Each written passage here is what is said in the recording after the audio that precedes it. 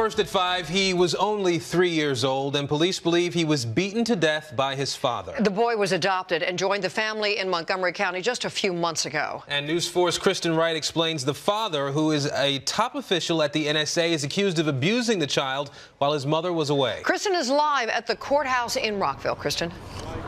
Well, the prosecution said Brian Callahan murdered his son, while the defense painted a picture of a war hero. The judge, meanwhile, said very little, except Callahan stays in jail. Hyunsu Maddock O'Callahan was only 3 years old. His parents adopted him from Korea in October. 4 short months later, Maddock is dead. Answers to why and how now in the hands of the courts. This child was unresponsive.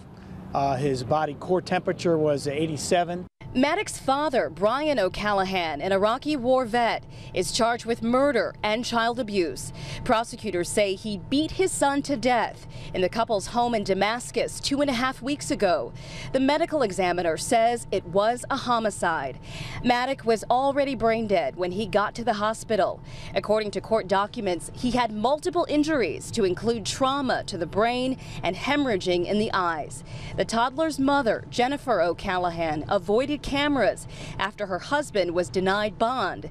His defense, Maddock fell in the shower. Ultimately, when all the evidence is presented in this case, we're all going to know the truth, which is this was a terrible, terrible tragedy and not a crime. O'Callahan's attorney tried to persuade the judge that his client's service to his country should be considered.